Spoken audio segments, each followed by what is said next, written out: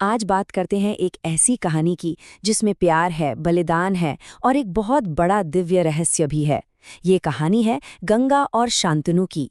एक ऐसी कहानी जो हमें सोचने पर मजबूर कर देती है कि आखिर हमारे कर्म और हमारी किस्मत एक दूसरे से कैसे जुड़े हुए हैं। कहानी का जो सबसे बड़ा, सबसे चौंकाने वाला सवाल है वो यही है, मतलब एक माँ जो जिंदगी देती है वो भला अपने ही पैदा हुए बच्चों को कैसे मार सकती है। चलिए इस उलझे हुए रहस्य की परतें खोलते हैं। तो कहानी की शुरुआत होती है हस्तिनापुर के बहुत ही प्रतापी राजा शांतनु से। एक दिन वो शिकार पर थे और पहुंच गए गंगा नदी के किनारे। और वहां उन्होंने एक ऐसी स्त्री को देखा कि बस देखते ही रह गए। उनकी सुंदरता एकदम अलौकिक थी। राजा शांतनु उस सुंदरता पर ऐसे मोहित हुए कि उन्होंने एक पल भी नहीं सोचा। वो स्त्री असल में कोई और नहीं बल्कि मानव रूप में खुद देवी गंगा थीं, और राजा ने तुरंत ही उन्हें शादी के लिए पूछ लिया। गंगा शादी के लिए मान तो गईं, पर उन्होंने एक बहुत ही अजीब शर्त रखी। उन्होंने कहा, मैं आपकी पत्नी बनूंगी, लेकिन एक शर्त पर। आप मेरे किसी भी काम पर कभी कोई सवाल नहीं उठाएंगे, और जिस दिन आपने सवाल किया मैं आपको हमेशा हमेशा के लिए छोड़कर चली जाऊंगी। अब प्यार में डूबे राजा शांतनु ने बिना सोचे समझे ये शर्त मान ली। शादी हो गई, राज्य में सब खुश थे, लेकिन ये खुशी ज्यादा दिन टिकने वाली नहीं थी। बहुत जल्द ये एक भयानक दौर में बदलने वाली थी। कुछ समय बाद गंगा ने अपने पहले बेटे को जन्म दिया। पूरे हस्तिनापुर में जश्न का माहौल था। राजा शांतनु की तो खुशी का कोई ठिकाना ही नहीं था। आखिर उन्हें अपने वंश का वारिस जो मिल गया था। लेकिन ये जश्न बहुत जल्दी मातम में बदल गया। एक ऐसी घटना हुई जिसने सबको हिलाकर रख दिया। रानी गंगा अपने उस नन्हे से राजकुमार को नदी के किनारे ले गई और उसे पानी में डुबो दिया। राजा शांतनु ये देखकर पूरी तरह टूट गए, लेकिन वो तो अपने वादे से बंधे थे। वो कुछ नहीं कह सके, बस चुपचाप देखते रह गए। और ये भयानक सिलसिला यही नहीं रुका। एक के बाद एक, पूरे 7 बार गंगा ने 7 बेटों को जन्म दिया, और हर बार ठीक उसी तरह उन्हें नदी में डुबो दिया। और हर बार राजा शांतनु अपने ही वादे में जकड़े बेबस होकर ये सब कुछ देखते रहे। अब कहानी एक ऐसे मोड़ पर पहुंचती है जहां एक पिता का दर्द उसके दिए हुए वचन पर भारी पड़ जाता है। जब 8वें बेटे का जन्म हुआ तो राजा शांतनु एक बहुत बड़ी दुविधा में फंस गए। एक तरफ था उनका वादा और दूसरी तरफ एक पिता का दर्द और अपने बेटे को बचाने का धर्म। ये कर्तव्य और प्रेम के बीच एक बहुत ही मुश्किल पल था। इस बार राजा शांतनु का सब्र टूट गया।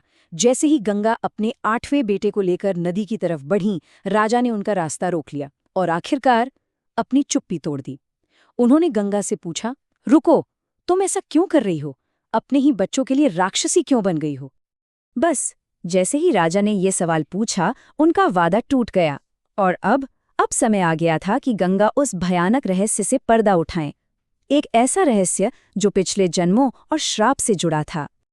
इस पूरे रहस्य को समझने के लिए हमें पहले वसुओं के बारे में जानना होगा। वसु दरअसल 8 दिव्य देवताओं का एक समूह थे, और ये पूरी कहानी उन्हीं के इर्द गिर्द घूमती है।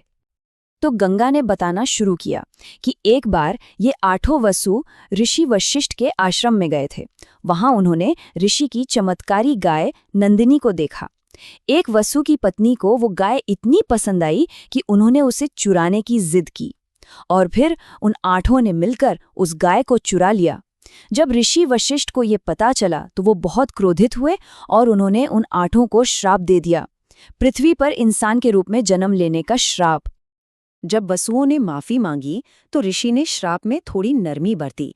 उन्होंने कहा कि जिन 7 वसुओं ने चोरी में सिर्फ मदद की थी, उन्हें जन्म लेते ही इंसान की जिंदगी से मुक्ति मिल जाएगी।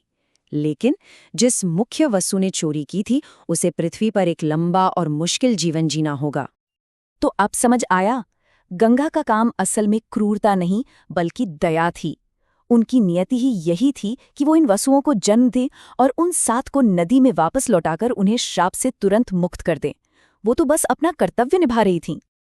तो अब कहानी के आखिर में हम देखते हैं कि उस 8वें पुत्र का क्या हुआ और उस टूटे हुए वादे का नतीजा क्या निकला। वही 8वां बेटा असल में वो मुख्य वसु था, जिसे श्राप के मुताबिक पृथ्वी पर एक लंबा जीवन जीना था और एक इंसान के सारे सुख दुख झेलने थे। अपने कर्म का फल तो उसे भोगना ही था। क्योंकि शांतनु ने अपना वादा तोड़ दिया था, गंगा अब उनके साथ नहीं रह सकती थीं। वो अपने 8वें बेटे को, जिसका नाम देवव्रत रखा गया, अपने साथ ले गईं ताकि वो उसे हर तरह की दिव्य कलाओं में माहिर बना सकें। जाते जाते गंगा ने शांतनु से कहा कि उनका ये बेटा धर्म का पालन करेगा, शास्त्रों का सबसे बड़ा ज्ञाता बनेगा और इतिहास के सबसे महान योद्धाओं में गिना जाएगा। उन्होंने कहा कि भविष्य में दुनिया उसे भीष्म पितामह के नाम से जानेगी। तो ये कहानी हमें एक बहुत गहरे सवाल के साथ छोड़ जाती है। क्या हमारे पिछले जन्म के कर्म ही हमारे इस जन्म की कहानी लिखते हैं? यह हमें कर्म, कर्तव्य और भाग्य के उस जटिल चक्र के बारे में सोचने पर मजबूर करती है, जहां एक पल में लिया गया फैसला आने वाली कई पीढ़ियों का भविष्य तय कर देता है।